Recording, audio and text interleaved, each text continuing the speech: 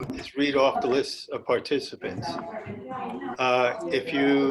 If I miss your name or you are not a member, you're a guest. Can you hear me? There's some background noise. Somebody's got background noise and needs to mute themselves. Shouldn't everybody go on mute unless they're talking? Okay. Can you hear me? Okay. So I'm going to read off names, and if only respond if you are not a member or I missed you. So Donald Green, I'm here. Town Committee 2, I'm assuming that's Kathy. Louis Pisano. I'm here. Gary Beller. That's Libby. Is that Libby? I guess so. I'm here. Peter Halley. Robert's iPad, is that you, Lou? I'm here. Okay. Peter. That's me, I'm a guest. Okay. Bob Middleton and Peter Kahn just joined. Hi. Oops, I'm gonna get to some video here. There we go. Okay. Good morning. Okay. Bill Gardner. Here. Okay. Well, we overqualify for a quorum, which is six members. Of course, there are 11 designated people. The next thing, I'm going to share my screen, and I have to read the rules for open meeting. We'll have to figure out a way we can get around it.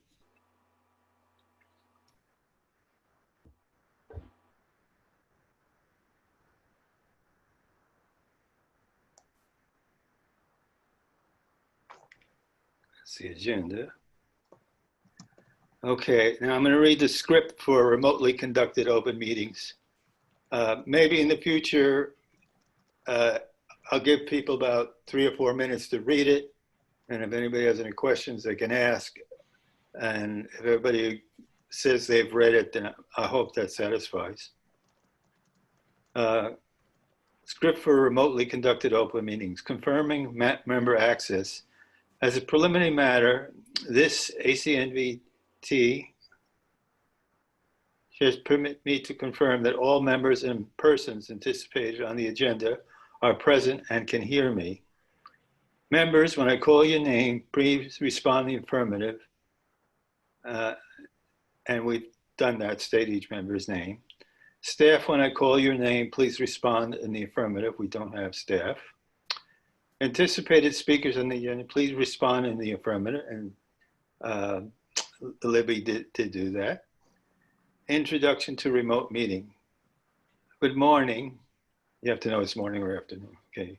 This open meeting of the ACNVT is being conducted remotely, consistent with Governor Baker's executive order of March 12, 2020, due to the current state of emergency in the Commonwealth due to the outbreak of the COVID-19 virus. In order to mitigate the transmission of the COVID-19 virus, we have been advised and directed by the Commonwealth to suspend public meetings, and as such, the governor's order suspends the requirement of the open meeting law to have all meetings in a publicly accessible physical location. Further, all members of the public bodies are allowed and encouraged to participate remotely. The order, which you can find posted with agenda materials for this meeting, allows public bodies to meet entirely remotely, so long as reasonably public access is afforded so the public can follow along the deliberation of the meeting. And it's been posted on the town's website, and each of you received a copy of this via Kathy. Ensuring public does not ensure public participation unless participation required by law. This meeting, I don't know. Well, we encourage feature public comment. If the public wants to comment, that's fine. For this meeting, the ACNVT is convening by video conference via Zoom app as posted on the town's website, identifying how the public may join. And it should also be known that Kathy is our host for the Zoom meeting.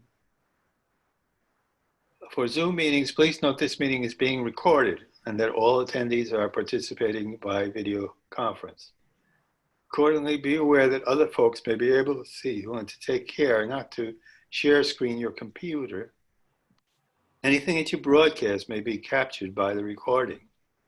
Meeting materials. All sporting materials provided members of this body are available on the town's website unless otherwise noted. The agenda for today has been posted. The public is encouraged to follow along using the posted agenda unless the chair notes otherwise. Meeting business ground rules. We are now turning to the first item on the agenda. Before we do so, permit me to cover some ground rules for effective and clear conduct of our business and to ensure accurate meeting minutes.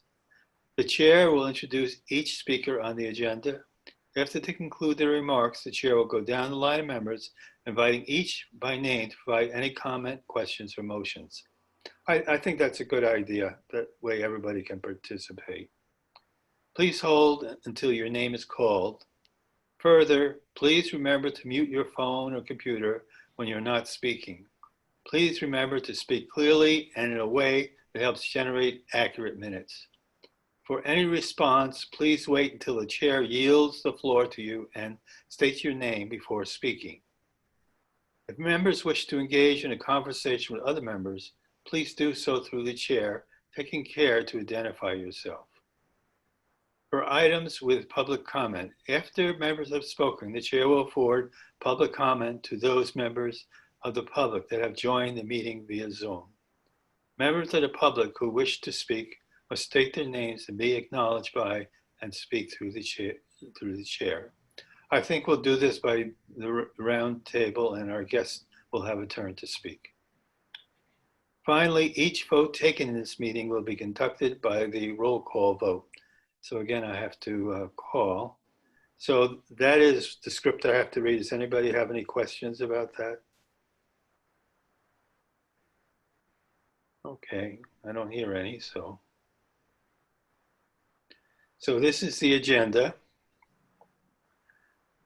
I read the script and we do have quorum.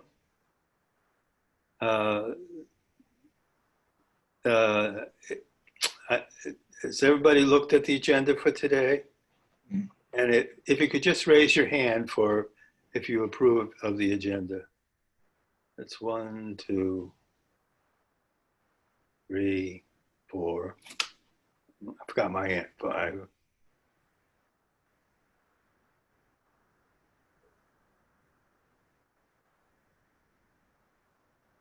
Okay. Let's see. And Gary, did you approve the agenda? Okay. So it looks like unanimous approval of the agenda. All right. Later in this meeting, we have to elect new officers, which the officers are president, vice president, and recording secretary. Don, we need to approve the meeting minutes as well for last meeting, as well as the ones that we missed last August. Oh, okay. Which is the next item, actually. Yes, just skipped over it. Okay. Oh, no, I just wanted to mention sorry. that we'll be having an election, so we don't lose anybody before that happens. Okay.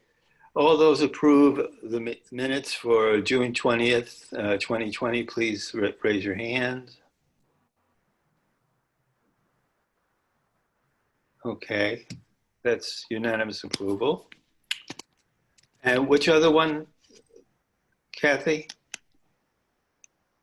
It was a meeting of August 17th last year. We could not approve the minutes the next meeting because we did not have a quorum. All right, so So since I we sent have those out. Oh, all right. Yes, and I saw those. So does everybody approve of the August 17th, 1919 minutes? Please raise your hand. Lou is in the dark again. Okay. But I think we have a quorum on that. I'm abstaining. This is Lou. abstaining on those minutes because I wasn't at that meeting. Oh, okay. Okay, so Kathy, there's one abstention because he wasn't there. But you got a copy of the minutes, didn't you? I did. Well, those minutes weren't approved because there was no quorum then. And now that we have a quorum, oh, okay, we'll make you an abstention. As long as you have enough votes. If not, then I will change the abstention. No, it's okay. All right, so that formal business is done. So if we could put Libby on, and remember, we will go round robin after she speaks to have comments or questions. So is Libby unmuted? I am. Can you all hear me? Yes. All right. So what I was going to do is kind of just go through by sort of category some of the things that we've been working on over the past year since I last talked with you. And I'm sure a lot of you know a lot of these items, but just in case. So, and this is by no means a, exact list, but just give you an idea about what sorts of things the town is working on. So under the category of currently pending or recently completed big projects and initiatives, we have town meetings. So the 2020 annual town meeting, as you probably know, was rescheduled from April 4th to June 25th. And we worked very hard to have a town meeting on June 25th so that we could get our budget approved for fiscal 2021.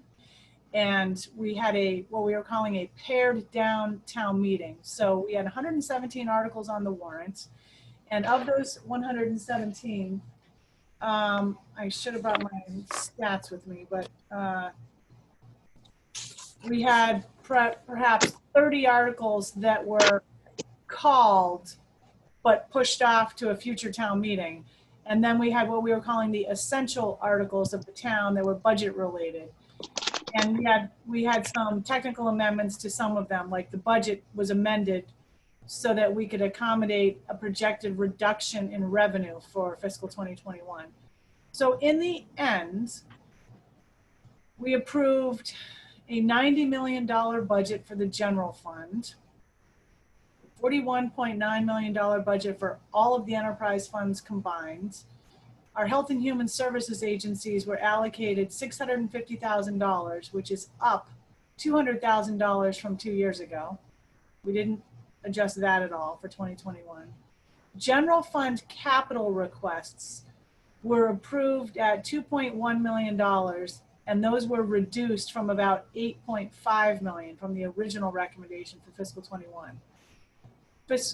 Enterprise fund capital was a total of $52 million. That's for all the enterprise funds: sewer, solid waste, island home, airport, and the 2 water companies. And the largest project there is a $32 million appropriation for a 3rd sewer force main. And that is going to be funded through a low or no interest state loan. We had some large items on the warrant that also required ballot votes. So our election was rescheduled from, I think it was April 14th to June, I think it was 16th. And we had 7 ballot questions that also required a town meeting vote. So it was a little awkward this year because normally we do the town meeting vote first and then the ballot vote if a ballot vote is required, but this year it was reversed. So the board, when we were discussing how and when to reschedule the town meeting, the board was very concerned about taxpayer abilities to take on large projects right now. So they said that no matter what the outcome of the ballot questions at the election, we are not going to take them up at town meeting. They will be postponed. So of those questions, we had an operating override for our island home of $5 million. That actually passed at the town meeting, but we didn't, at the election, but we did not take it up at town meeting. There were road improvements to Newtown Road of about $1 million. That passed, I think that passed. But we didn't take any of these up. So it's kind of irrelevant whether it passed or not at the election. There was 3.2 million for reconstruction of Lovers Lane, construction and improvements to Waite Drive and Amelia Drive, construction and improvements to Children's Beach Stormwater Pump Station. And then we had 2 capital outlay questions with various equipment and vehicles in each, totaling about $1 million. And then the Government Study Committee had 2 non-binding questions. So again, some of the ballot questions passed at the election, some did not, but all of them, regardless of that, in order to be approved, require a town meeting vote, and we did not take any of that up at town meeting. So, sidebar, the board this week had a discussion about when should we have our next town meeting? Should we have it this fall? Should we wait until 2021? And there are varying opinions on that. So they're mulling it over, and I was tasked with discussing with the school what it would take to have a town meeting in the fall. It will have to be on a Saturday. And we have some competing issues this fall with the national election and early voting requirements that are going to necessitate voting on weekends for 2 or 3 weekends, Saturdays and Sundays. So that will take up the town clerk's time. She won't be able to do a town meeting on those weekends. So we have to figure out, is it a good idea to have people in a room for an all-day town meeting? Should we pare the town meeting down again? Should we see what we can do to open up a number of rooms? At the town meeting we just had on June 25th, the bulk of it was in the auditorium of the high school, and we also had the gym set up. And that worked out fine. We never ended up using the gym, but it was a lot of setup. And we also tried out electronic voting. Everybody had a handheld device, and that's how we voted, click yes or click no. And we want to do that again. It was very successful. Everybody liked it, but it's a big setup, especially if you're in more than one room.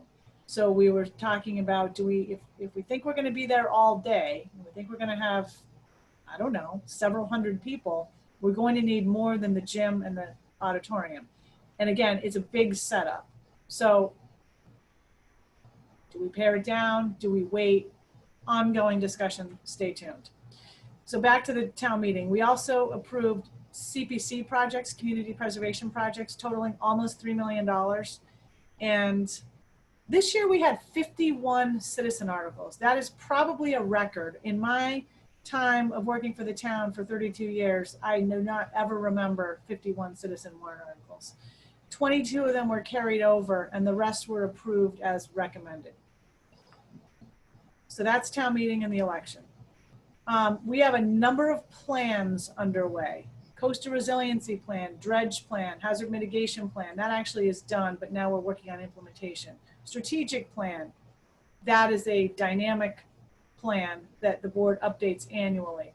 Sustainability Plan, Harbors Action Plan, Sewer Master Plan, and Overall Master Plan, which is a planning board initiative. All of those are being worked on. They got a bit, dropped during COVID, and we're starting to pick them up again. Water quality, we have a lot of initiatives going on with water quality. Fertilizer regulations are still in effect, and before COVID, we were looking at some potential amendments to make them a little stronger.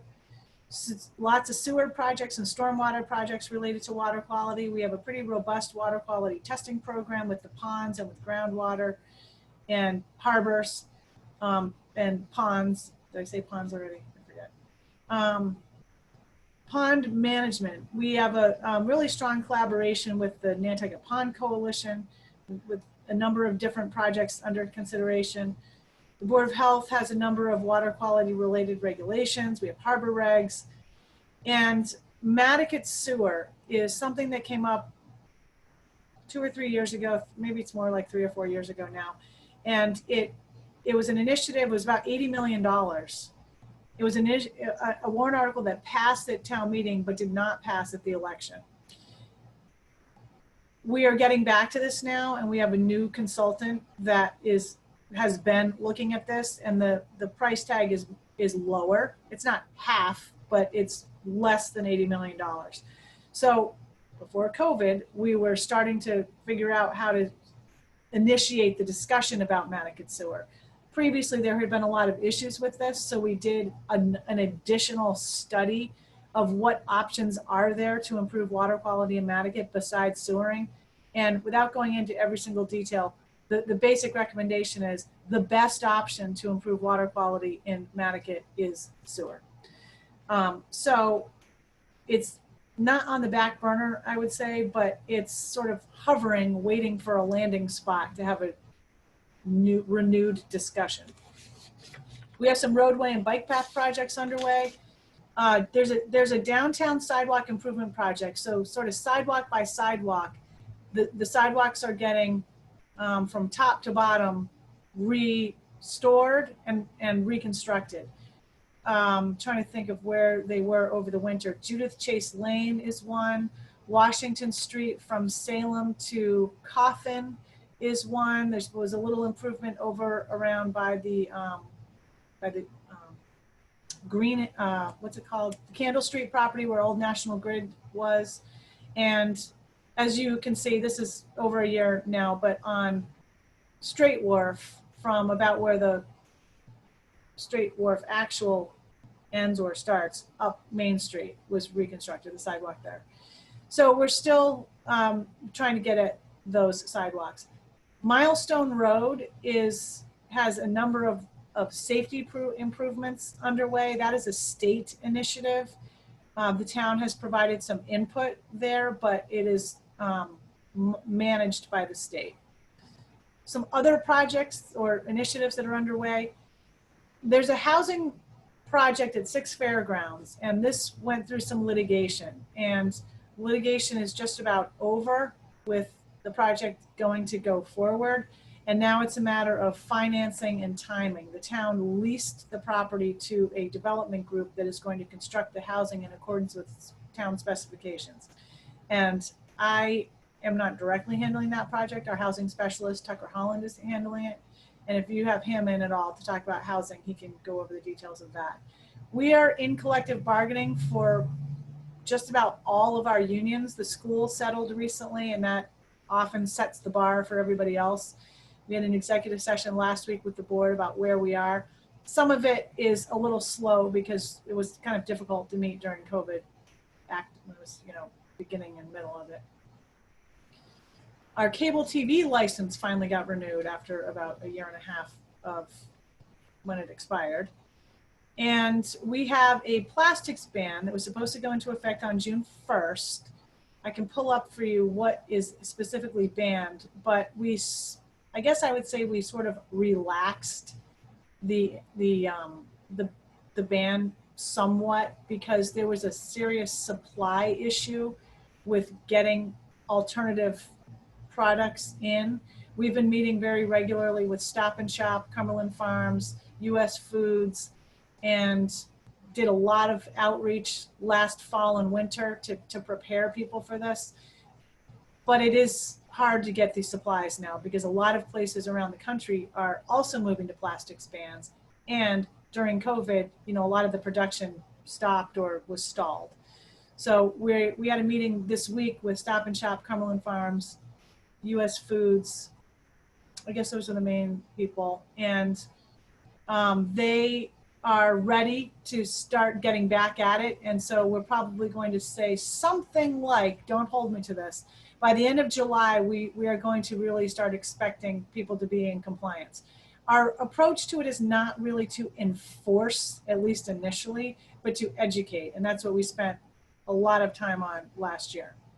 We have some other ongoing projects, the tank farm relocation and Harbor Place. So the tank farm is going to be dismantled I think by the end of the year. That may have stalled a bit also because of COVID, but the new tank farm is up and running out by the airport on land that the town sold with a number of conditions to Harbor Fuel.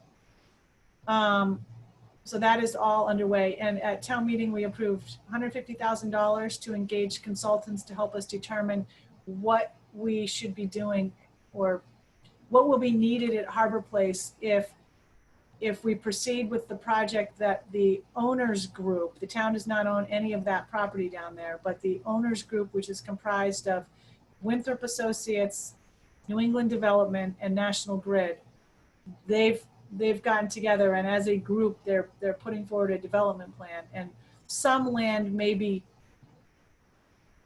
conveyed to the town in some way for some kind of a transportation facility.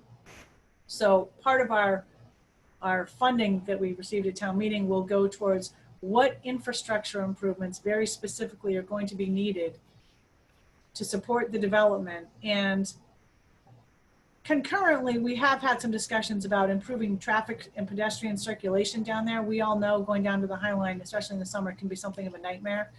And there had been a proposal for a parking garage. I would say that's on hold at the moment. As you probably know, very mixed reviews about that. And Gary, your information that you had given me a while back was really helpful for us to understand how it could be funded. But I think people aren't ready for a parking garage at this point. That's not to say we would never do it, but the focus initially is going to be to get this infrastructure improved and determine through a development agreement who's going to pay for what. So that also was starting before COVID, had to be put on hold a bit. And now we're starting to get back to it. We have a meeting with National Grid this coming week, a site visit, and then a meeting with them about what potential conveyance might look like of some of their property to the town. The old fire station. So last year when I talked to you, the new fire station was not complete yet and the fire department had not moved into it. They're all moved in. There's still a punch list of items, but they're getting at it. And now we are working to put some departments in the old fire station. It requires a little bit of work in there to make it suitable for them. Natural Resources and the Health Department are going to go in there. And there is a very hideous trailer there on blocks right now that was moved from the school when they were done with it.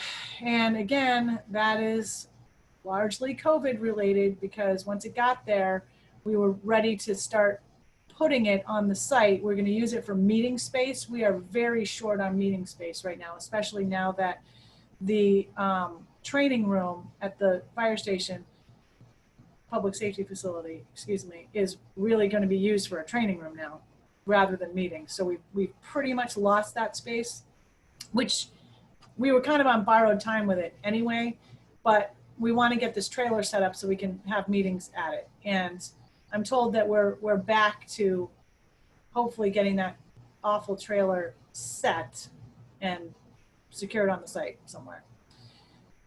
Harbor Master Building is in the process. We are finalizing design for that project, and with any luck, we'll bid it out, and it is going to span a summer. So there will be a period of construction of that building during the summer, but it's getting underway. The town pier, same kind of thing, although hopefully we won't have to do any construction during the summer of the town pier, but that's a project that's been kind of lingering for a while, a lot of permitting delays, and we're hoping to get that bid out very shortly and get that work done over the winter. There's a window of time to do some of the work on the town pier. We've had some personnel changes since I last talked to you. We have an interim island home administrator right now. We've hired a real estate specialist, a housing specialist. We have a second assistant town manager at this point. This was a recommendation that came out of a staffing study that we did in 2018, I think it was. And that has been a huge benefit. We've hired a replacement. There's a couple people left, and so we've replaced them, including Human Services Director, Treasurer, and Collector. We have a new position of Coastal Resiliency Coordinator. I think we had that last year, and it wasn't quite full yet when I met with you. The school superintendent and the Nantucket High School principal have either left or retired, and new people are filling their positions. And we've hired an assistant finance director who is really cleaning up our capital improvement plan. We have a lot of public outreach efforts underway, which are really active now with COVID. There's daily COVID information to push out, but we've got the town manager e-newsletter, which has slacked off a little bit lately, but we're trying to get back to getting it out more regularly. We have a show on the radio station called Town Talk, and different people go and talk to Melissa Murphy on there from the town. Channel 99, I was doing this show on Gino TV after the board meetings weekly with Gino, and that was on hiatus for a while because he's been away. He's back now, but we haven't gotten back to it yet. We have social media presence on Twitter, Instagram, Facebook. Our town website is really active. We've had more hits on the town website in the past 3 months than probably we have since we started a town website.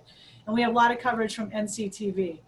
Looking ahead, we have a lot of initiatives that we're working on. Our strategic plan contains 5 focus areas: housing, transportation, environmental leadership, efficient town operations, and quality of life. And all of those have goals associated with them, which we are actively working on. I won't go through what all those are. It's all on the website, but that's a lot of that is incorporated in some of what I'm going to say about looking ahead. The landfill and long-term planning for solid waste management on the island is continuing. And actually, I spoke with DPW director a couple of days ago, and he's been actually working on it way more than I thought he was during COVID, because he probably had not much else to do. So he's been working on that. Employee housing remains an issue. We're trying to still figure out ways to get at that. The senior center and the island home are ongoing challenges. What do we do with them? And we have a little internal group with some external people on it regarding island home and the senior center. And we're hopefully picking the pieces up of that, because again, we were about to have a kind of a facilitated session about what to do with the island home and how to explore all of the options and just pick one and get on with it. But that had to be dropped because of COVID, but we're getting back to it in the next couple of weeks. Offshore wind remains out there. The Vineyard Wind stalled and didn't get approved at the federal level, but I think they're starting to come back. And there's another group, Mayflower, I think they're called. And this is all offshore in the Mattakit, way off that way. Our energy coordinator, Lauren Sinatra, has been working on it, and there is something active going on there. So if you have her in, she will be happy to talk about that. DPW facility, the campus-wide facility of DPW, it's sort of associated with long-term landfill planning, but I don't know if anybody's ever been out there to not the normal landfill entrance, but the second entrance.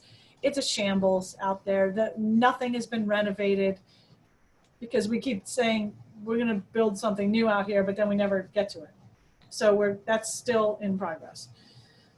Municipal facilities is another issue that we haven't pinned down at this point. Some new issues that have emerged. COVID-19, obviously, and that is something that I've been telling people, it takes twice as long to deal with it, and it's twice as complicated as everything else. My day is probably at least half, even now, focused on COVID-related things in some way. It's just amazing. Racial equity is another emerging issue. The board has had an item on its agenda for the past 6 weeks or so, maybe, about this, and they are planning to have it on their agenda going forward. We have at least 4 initiatives that are underway. We are working on a job description for a diversity, equity, and inclusion director. This is a new position. We're working on an RFP to do a kind of an assessment of town government as to our practices, protocols, procedures, what should be updated, added, modified, removed, things of that nature. That would be an overall assessment. What sort of training should we be instituting? There is discussion about a board or a task force that would sort of oversee an effort like that and be in place going forward, where people could bring forward concerns or ideas, things of that nature. That's very much under discussion right now. And there's also been a discussion about a community forum that would not really be organized by the town. It would be organized by other people in the community. And whether or not the town is specifically involved remains to be seen, but it sounds like other groups are going to be putting this together, and that I'm sure town officials will be invited, but they're not really being invited to organize it in any way. They want it to be an independent effort so that it doesn't look like the town's trying to control it in any way. And our unfortunate new emerging item is PFAS, which everybody probably saw an article in the paper this week about. This is not actually a new issue. At last fall, for example, at the International City Managers Conference that I was able to go to in Nashville, there were several workshops about this, and a lot of awareness was starting to be raised at that time, and now it's everywhere. So I've got some meetings next week with different town departments as to what our course of action is on this. The airport has already been dealing with it because they were forced to, even though they were working on it anyway, but they had an order from the Department of Environmental Protection to test wells in the area, a very specific area.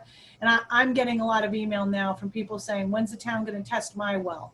And we don't have plans to do that today, right this moment, without more information about where there ought to be testing and who ought to be doing it. So there's going to be a lot more information, I think, coming out of this. There are also a whole host, as you might imagine, of legal issues that are associated with this that every town is probably facing. I mean, I'm probably touching PFAS right now, and it's in my office. You all are probably drinking it from a coffee mug or something like that. So it is in everything. Somebody, its nickname, I guess, is the forever chemical. So in one of these workshops I went to at the ICMA conference, there was a town that was, I forget exactly what, I probably should pull that workshop material back up now, but they had developed some kind of a water cleaning system, which for the foreseeable future was going to cost them at least $1 million a year to run it. And it didn't look like it was going away anytime soon. So who pays for all of that? So there's a lot to consider with PFAS, and we're going to have to start getting at it. So we're going to definitely need some kind of a project manager for that effort. And it's obviously a massive concern for people. So that's my overall, and I'm happy to take any questions. Okay, so as I said before, we'll do this in order. Let me see if I can bring up all the participants. All right, okay. I'm going to take the privilege as chair to ask my questions first. The first one is a comment. I'm in New Jersey now and actually had my first experience with a roundabout. And essentially it's a 2-lane process all the way around the circle with points of yielding.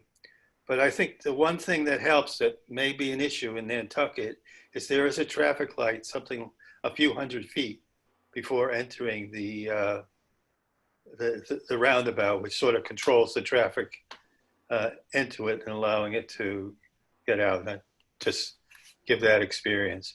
You said there was a government study vote, but you didn't say what the results were. 1 second. What won and one loss would be good enough.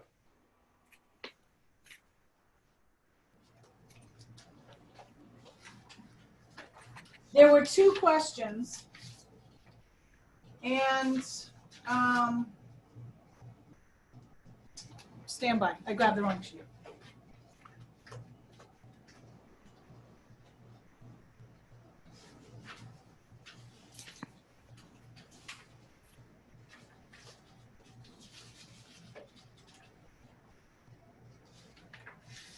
All right, there were 2 questions. These were non-binding questions. Number 1, are you satisfied with our current open town meeting form of government?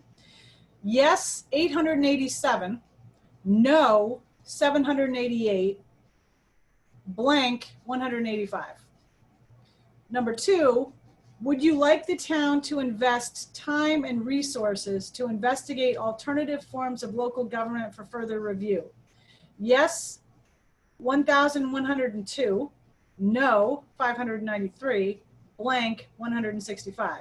So it's kind of interesting because while people seem satisfied with open town meeting, they also want to spend time and resources investigating alternative forms of government.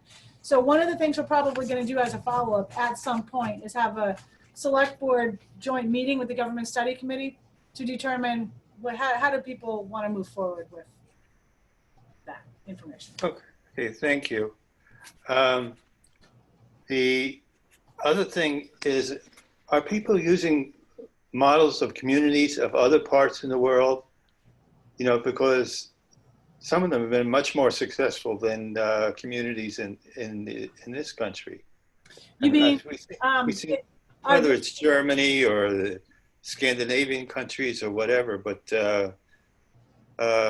we seem to be reticent about using models that we would rather reinvent the wheel. That's a good question. I'm not sure if they've done that or not. However, there are probably somewhat limited ways within the Commonwealth of Massachusetts that you would be allowed to change your government to. I mean, there are different models and even perhaps a little bit of variation on the models, but I don't think that one town is going to be allowed to do something that's completely different from every other town. But that doesn't mean they can't look at similar setups in other countries. Well, I just get a little exasperated that we always intend to invent the wheel. Yes, I hear you. And the last one is, and I've said this for a few years, there's some way of making the shuttle much more comfortable than it is by using a different model shuttle bus. I think even my daughters who don't get seasick get rock and rolled on the present buses, and I think it is a deterrent to people using them. They are very uncomfortable. I completely agree. Has that been looked at? Has that been looked into? I don't know if it has or not. The Nantucket Regional Transit Authority is actually a separate agency from the town of Nantucket. They don't share any of the same funding sources entirely, and they are governed in a different, they're not governed by the town. They're governed by what's called the Nantucket Regional Transit Authority Advisory Board, which is the select board, but they are not specifically connected to the town. Like, I do not have control or authority over the NRTA administrator. Who pays them? They are paid for through their revenue and through state aid, and the town does provide them an allocation through what's called the cherry sheet. And so just as an example, in most places, the Regional Transit Authority their funding comes from all of the towns that are in that area. And they have a board with one person from each of the towns. And that group runs the Regional Transit Authority. But having only the one town is a little different than everybody else. Well, they would get more revenue. If it was a more comfortable ride, yeah. Yeah. I'm sure you're right. I will pass it along though. Thank you. Kathy, do you have any comments or questions? No. Lou? Yeah, I'd like to just start where you left off on the shuttle bus system that we have. Having worked for them for a number of years, and Chris Boyton, who kind of runs the operation, he and I meet frequently during the winter because we're both down in the same area in Florida. One of the problems that they have when they ordered the buses that we're using is the streets that the buses go down.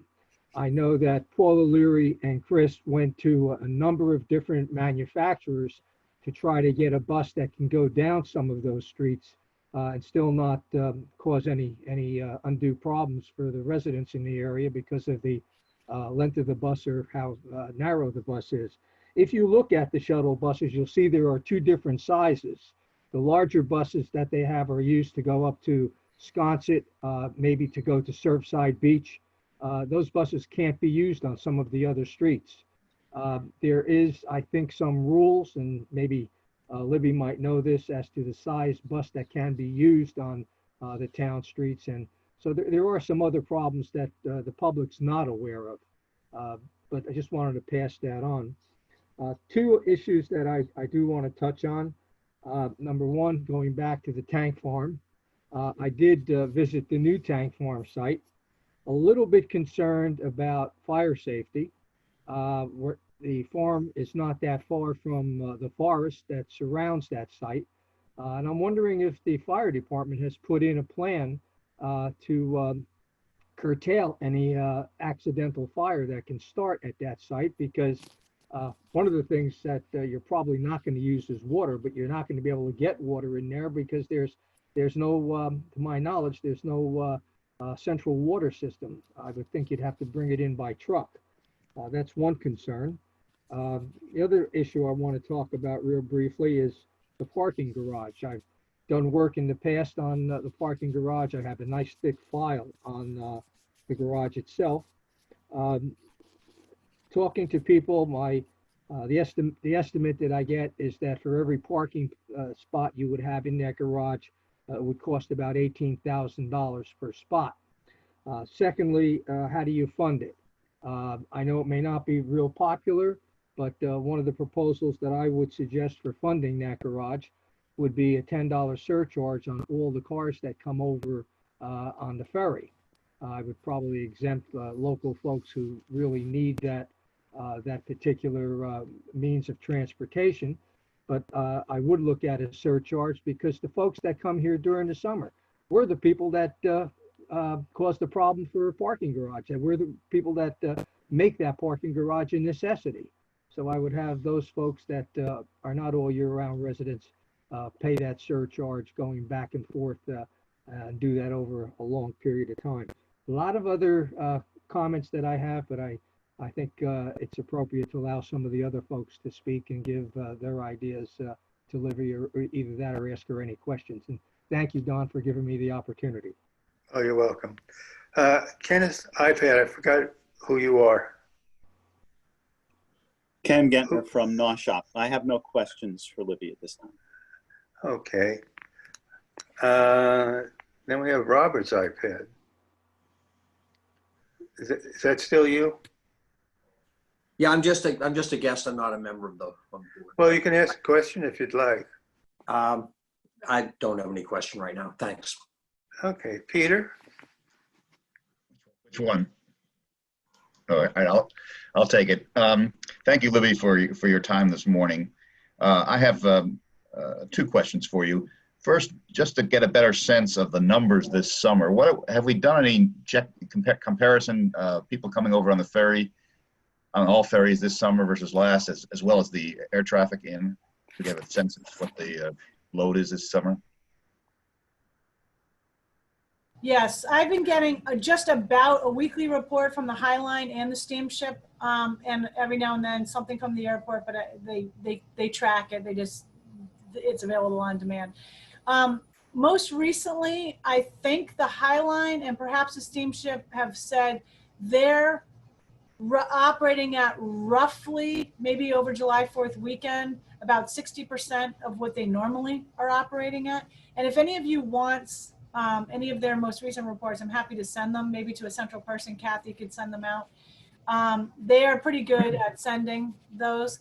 Air traffic, I think, is way down. I want to say maybe 80% down.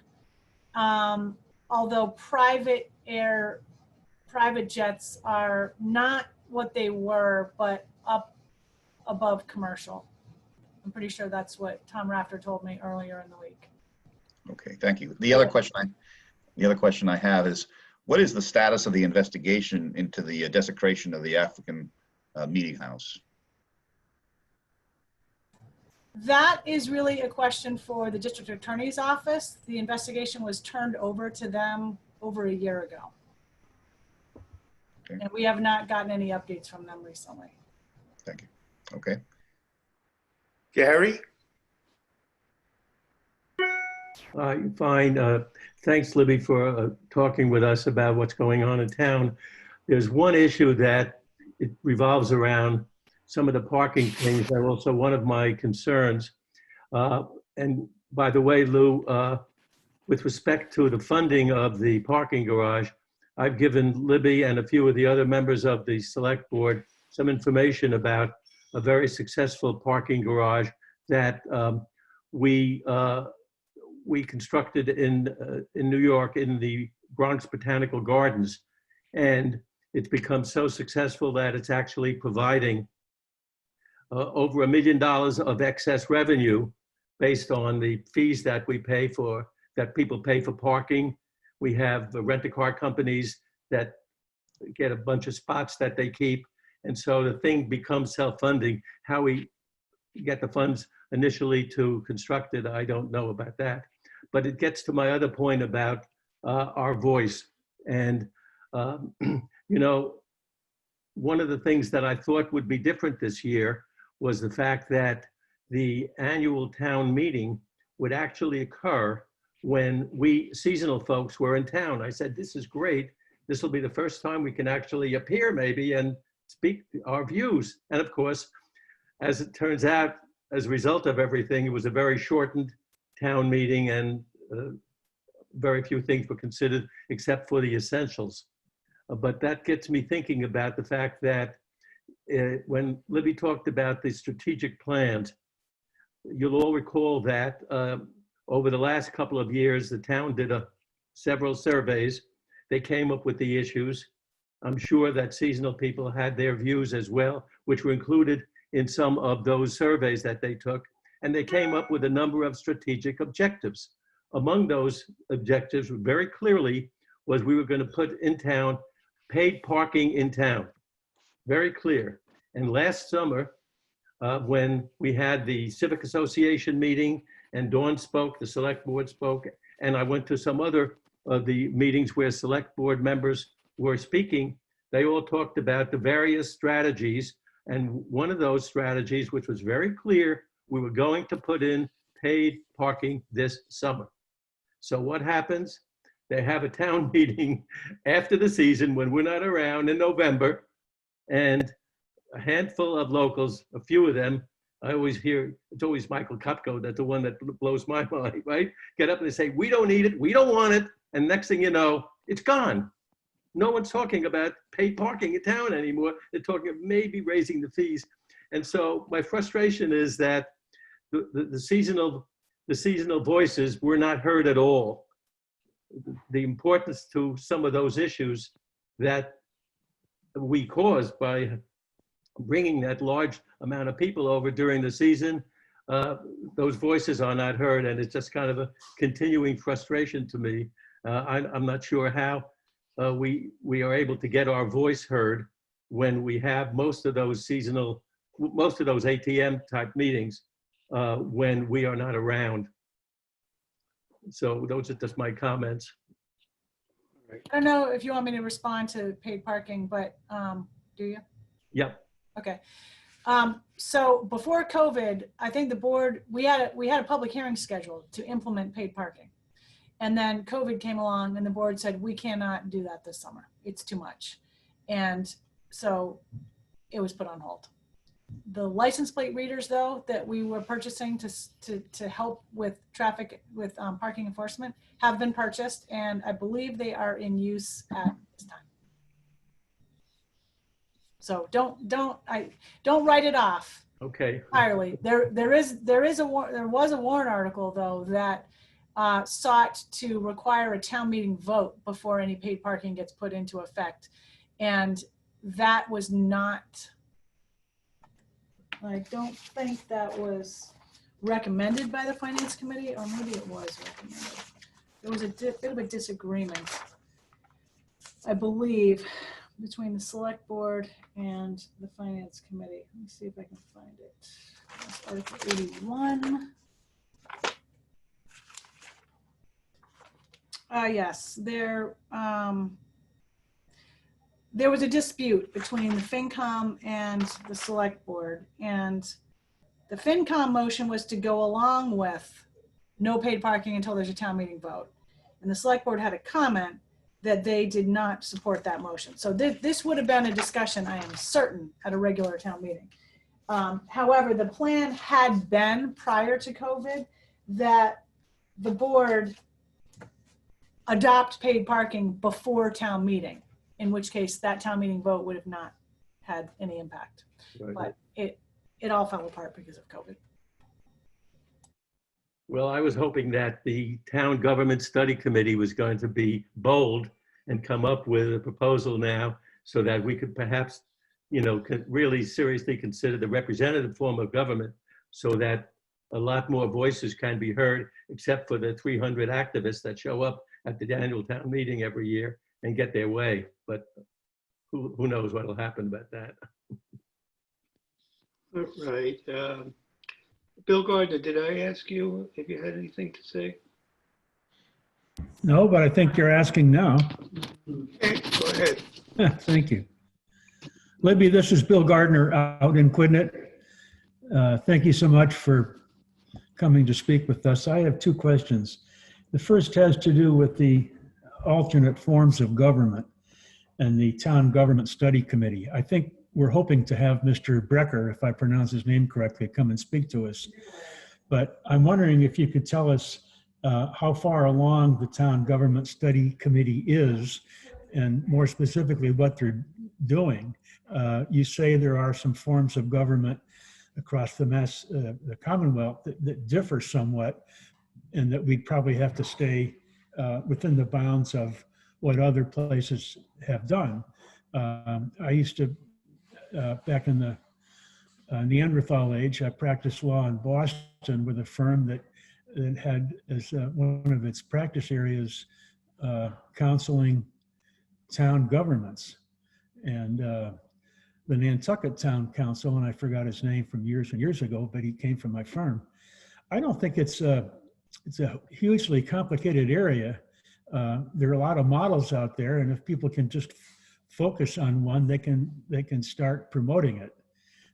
So I wonder where we are on that. And my second question is, what can you tell us about the plans for reopening the Nantucket schools in the fall?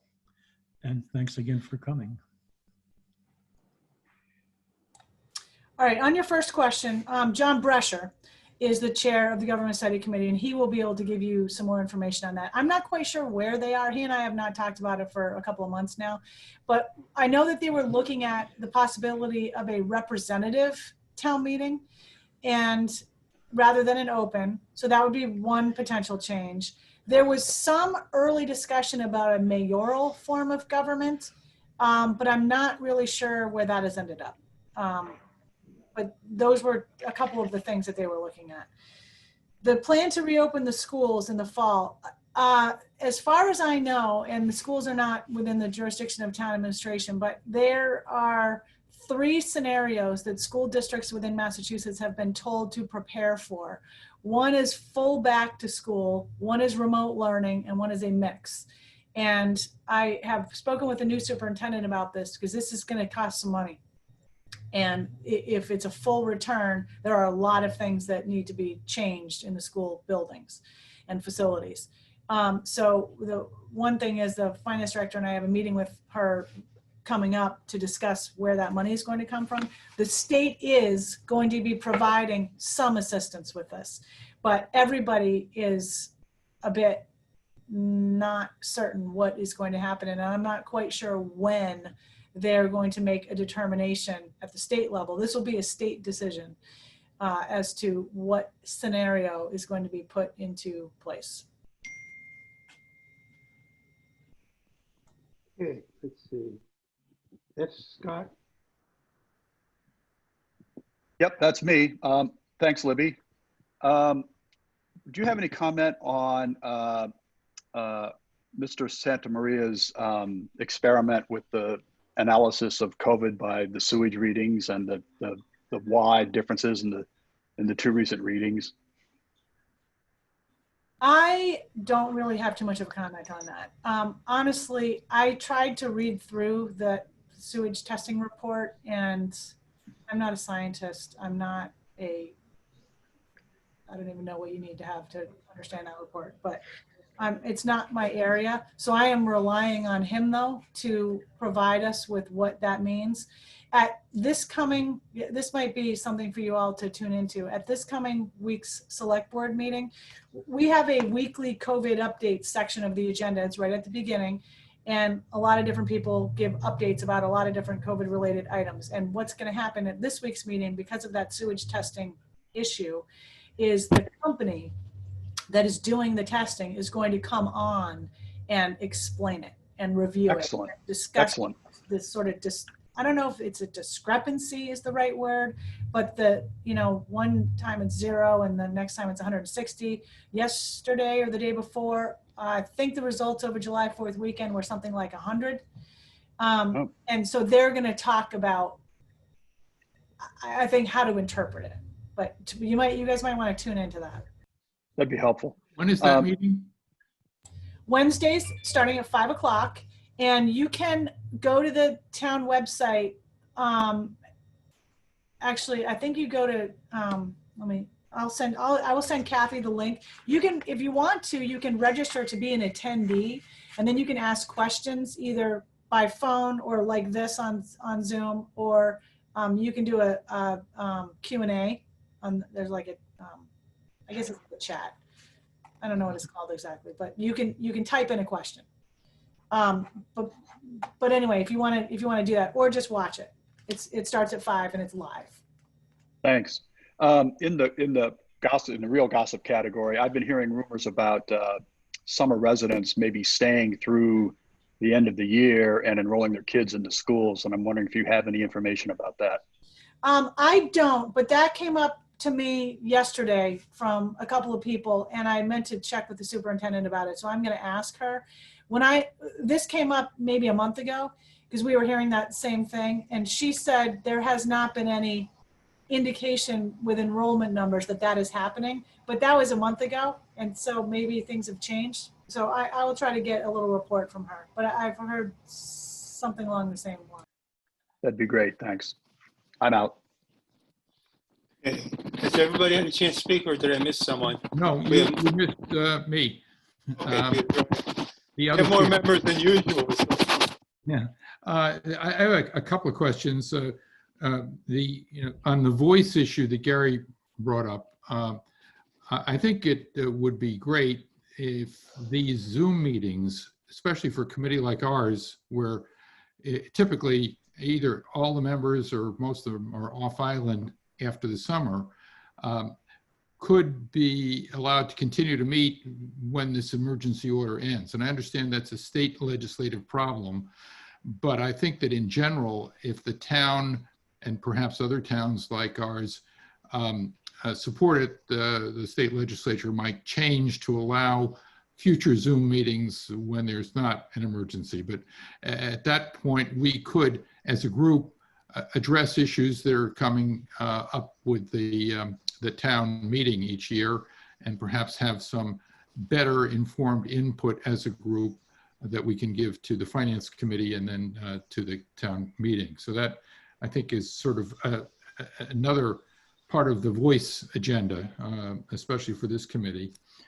On traffic and traffic improvements, I think it was last year that there were 3 roundabouts that were on the warrant and all got voted down. One was improving the big roundabout that we all go around, and then the other 2 were putting one someplace down on Old South, I think, between that roundabout and the airport, and one at the school. And as I understand it, is this sort of small group that banded it at some point in the meeting and voted them down. I know this may not be a top priority with budgetary considerations now, but I would hope that that those be revisited at some point in the future, and perhaps implemented at some point, because there really are, especially the one at the school, which I think is a safety issue in terms of, for example, emergency vehicles getting to the hospital and things like that. The third one is something I'll just call peace and quiet, which I think is of value to all residents, whether they're seasonal or year-round. And as the island, particularly areas close to town, get more and more densely populated with more and more houses, it strikes me that the town ought to be looking at building codes to assure that outside equipment, like air conditioning equipment and pool equipment, that the quietest equipment is installed rather than the cheapest equipment, quite frankly, because I think it will enhance everybody's being on the island. And along with that, it's sort of amplified noise. I think there's been, certainly in the area that I'm in, a big problem with amplified noise at night. And there's, I think, not a lot of clear guidance in the town bylaws as to what is inappropriate amplified noise, and what hours that would be perhaps prohibited. So those are three issues that are of importance to me, and I think they're of importance in general to non-voting taxpayers to be able to move around the island, have a voice, and have peace and quiet. I don't know if you want me to respond to any of those, but just very quickly, those three roundabout projects that you spoke about, the Milestone Rotary is going to end up at some point being a state project, because that is within the state's ownership of Milestone Road. And what we did vote to approve at town meeting was proceeding with planning for that. And it is going to require that the town secure the right-of-way. And there is a piece in very preliminary proposed area of how the roundabout, how the rotary would be expanded. There is going to be the need for property acquisition. So that's going to be a town responsibility. And that is something it got put on the back burner a little bit, but it's out there. The noise, that is an issue. I will certainly pass along the get the quietest equipment possible idea to the Plus department and the select board as well. I happen to agree with you on that. I have 2 pools in my immediate neighborhood, and not only are they loud, now let's forget about the shrieking and the splashing and the screaming. I can actually live with that, but the pool noise, the machinery noise is constant, and it's in the winter too. They leave it on all the time, so you can't take your dog out at 6 o'clock in the morning in January even and hear nothing. You hear that. There's also tiny rant that I'm going to go on here. Lighting associated with the pools and that equipment. There's like a green or red light on sometimes, all the time now. So it's not even dark anymore because of the pools. But anyway, I will pass that along. The amplified noise, if you mean like music, that should be covered under the noise bylaw for a non-licensed establishment. Like if it's coming from a private home or something like that, there is a 10 o'clock end to that. And you should be able to call the police department and lodge a complaint or a concern about it. But I will forward in my list of things that I'm jotting down to send to Kathy for distribution. I jotted down the noise bylaw, so just so you have a current idea of what it is. Thank you. And even where there's been sort of an invasion of licensed premises into residential neighborhoods, that amplified noise in the 10 p.m., it's really quite intrusive, as intrusive as swimming pools in the wintertime. Okay. Now everybody's a chance to speak, and I myself would like to thank Libby for her always very comprehensive report to our committee. And in fact, being off island almost makes me feel like I'm on island. So I appreciate her for that. Thank you, Libby. Let's see. You're very welcome. Thank you for having me. Oh, you're welcome. Thank you. The next order of business is election of ACNVT officers, and we'll take these in order. Well, let's do it in reverse order. First for secretary. Do I hear nominations from members? Well, can I, Don, it's Peter. Can I speak to the general issue? Sure. It strikes me that that we might want to institute a little bit of turnover just to keep everything sort of fresh on a general basis. And my thinking here is that perhaps, other than the secretary, I'm not sure although the secretary might want to have sort of a term limit kind of a situation, but particularly for vice president and president, it just strikes me that that a 2-year run in each of those slots with the vice president then moving up to the presidency might be a good thing, and it would bring in some new insights and what have you on a regular basis. So I would personally suggest that we, if in this instance, I don't know how many years you've served, but assuming you've served 2 years, and I think Gary is now the vice president, I would suggest that Gary then move up to president and we nominate a new vice president. And if, although Kathy, I know, has only been in 1 year, I believe, if that's correct. This would be her 2nd year, so she would arguably stay in that position for another year. All right. Well, we'll still use the nomination process, keeping that in mind. So, and what's happened in the past is it's been more a volunteer effort where everybody takes one step backwards and the guy remains is nominated. So I'm glad you brought that up to have. I've always been in favor of having different leadership. So different styles can bring out other issues that people may not have been heard about before. So do you want to make a nomination?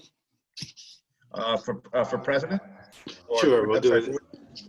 No, I mean, I think we started secretary. I nominate Kathy. Okay, do I hear a second? Second the motion. Okay, now we'll do this by a vote. Kathy, do you accept this? Kathy? Yes, I do. Okay, so everyone in favor, please raise your hand.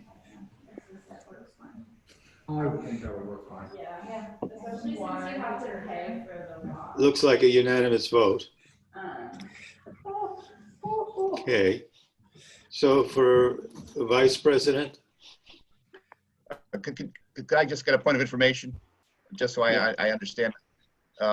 Is Gary the current vice president? Is that correct? That's correct. I thought we were chair and vice chair. Or chair and vice chair, whatever that may be. Okay. All right. All right. I would on the assumption that if Gary is willing to move up to chair, I would nominate Peter Halley to be vice chair. And I would second that. Okay, all those in favor? Any more nominations? Hearing none. Everyone in favor of making Peter Halley vice chair, please raise your hand. Peter, you're not counting. Okay. Accept the nomination. He accepts the Yes, nomination. thank you. Okay. Again, we have a unanimous vote. So so far, Kathy is our secretary and Peter is our vice secretary. So now nominations for chair. I would nominate Gary Beller. Okay. And I would second that. Okay, all in favor? Please Aye. raise your hand. Well, wait first. Any other nominations? Getting beyond the Democrat. No. So hearing none, everyone raise their hand. Gary, you're not voting? I'm not voting. I'll vote. Okay, I'll reluctantly vote. Okay. This has been the problem in the past, guys. So, all right. So it's a unanimous vote. Makes it easier on the secretary. Right. So we have now elected officers. Our president is It's Peter Halley, right? Not Peter Kahn? Peter Halley. Yes, thank you. That's definitely correct. Okay. Okay. So Gary is our president or our chair. Peter Halley is our vice chair, and Kathy is our secretary. But I like Peter's idea of changing every 2 years, getting some fresh blood in there. That's a great idea. Well, we'd have to put it in the bylaw sometime. If Well, we somebody can can just- bring it up each time, then, Yep.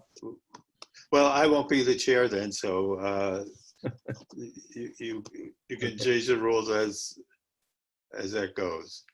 Now, Kathy, can you tell us about the people coming for future meetings? Yes. So our next meeting, actually, I put it in the email. I think that John Brescher has not responded to my invite. So I haven't heard from him. I need to follow up. And I believe the meeting of August 22nd is where we'll have oh, I'm blanking now. Was it DPW? Okay. Let's see. Let me just search here. Let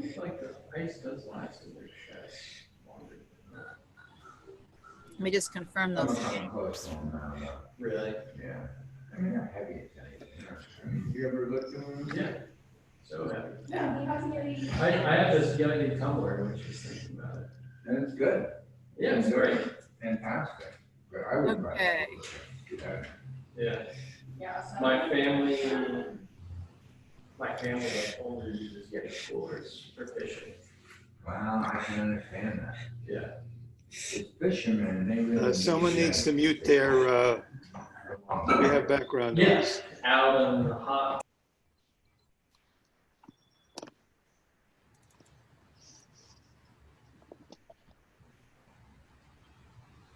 Okay, I'm just looking to see. I had sent this out and I can't find the meeting notice, but I'm pretty sure he wanted to do the 22nd.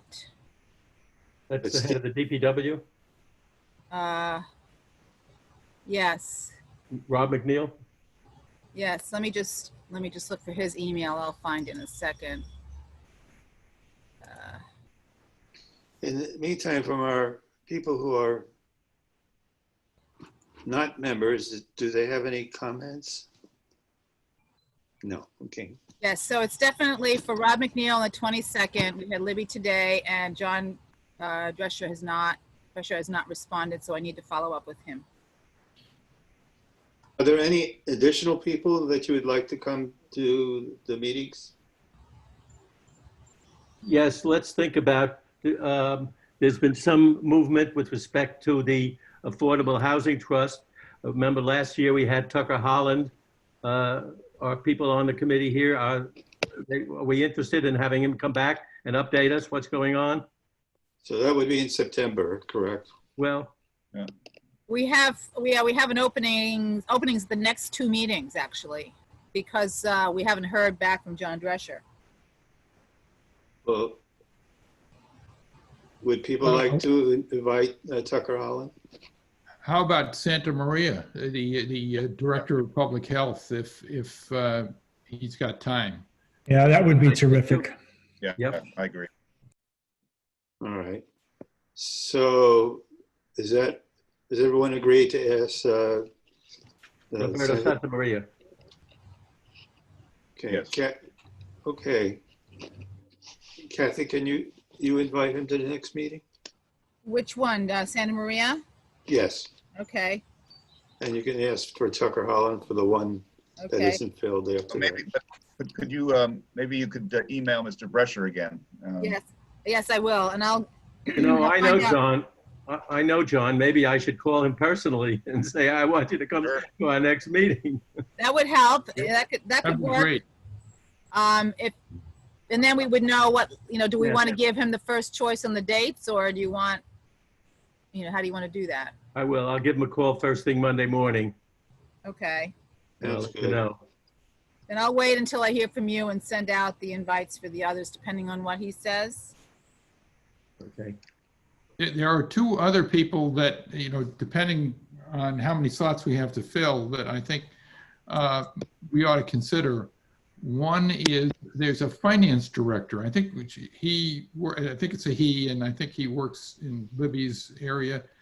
And I saw him on one of the select board meetings, and he seems to be articulate and good and can explain about, what the financial impact has been on the island going forward, which may eventually have some impact on our taxes. And that might be of interest to us. The other is, again, in the sort of the same vein, I think year before last, we had the person who was chairman of is it called the Finance Committee? The entity David Worth was chairman, yes. Yeah, and I thought he was terrific again, and would be another good person to have, because he's got a real sort of 360-degree view of what's going on here and a sensible fellow. Those are good suggestions, but I think with those names, that fills out the year. And again, if we get to keep meeting beyond our normal times, it would be nice to have other names. Yeah, yeah. So what were those two names again? Just for the minutes? I'm going to have to find out what their Okay. names are. I frankly don't know. Maybe Gary knows the Finance Committee chair. It's a woman. I don't know her personally. David Worth is no longer chairman of he's no longer on the Finance Committee because he's with ACT now, whatever. So it's a woman, and I don't know her at all. But Kathy, what's her name? her name is Denise Cronow. And Kathy, I can send you her contact information as well as the contact information for the finance director, Brian Turbot, and Good. Roberto Great. Santa Maria. Great. Thanks. Okay. Are there any other issues that we haven't talked about that in a few minutes people want to bring up or say to put on the agenda for the next meeting? I think the one thing that we might do as a group, and it could be for the next meeting, is if each person would say what maybe their top 1, 2, or 3 issues are that they think, with respect to the island and being here in the future, that they think about and that they think that the select board should be concerned with. We might, put them all together and see if we can come up with a list that we would want to put forward of things that are important to non-voting taxpayers. That, and typically I find that the select board has in mind things of importance to us, but we're supposed to be an advisory committee, so shouldn't we do some advising? Okay. Gary, do you want to take emails about topics? Sure. If anyone would like to make some suggestions to me, please send me your suggestions, and we'll figure out how to get it on our agendas. Okay, because I've been making up the agenda and then any further suggestions I've added. But, as the new chair, you can follow whatever protocol you would like. But I would like to say I have been honored to be the chair for the past year and really appreciate the cooperation of our members to have effective meetings. And welcome Gary as the new chair. Thank you. One thing we didn't do that I asked if we could did everybody get a copy of the annual committee meeting report? Yes. Yes. Oh, yes, it wasn't on my agenda. Looked fine. It looked fine to me, Kathy. I didn't know if that had to be voted on or it just can go in. I don't think it has to be voted on. It's something that the chair is responsible for. Okay. Hey, Don, could I make a motion? Sure. I make a motion that we all agree that you've done an excellent job as our chair, and we appreciate it. Thank you. I second it. Second. Motion. To vote. All in favor? Sure, raise your hand. I'm not voting for that one. All right, thank you very much. Do I have a motion for adjournment? I move. Seconded? Second. All in Third. favor? Aye. Aye. Aye. Thank you for coming. And I have to say, with this way, we have had better attendance than we have in Nantucket itself. Yeah, exactly. Now you're talking. Right. Okay, so have a nice day, everyone. Thank you. Two. Stay Bye-bye. safe. Stay safe, and as Libby says, wear your masks. Wear your mask. She didn't say it was printed on her chest there. Good advice. Oh, uh-oh.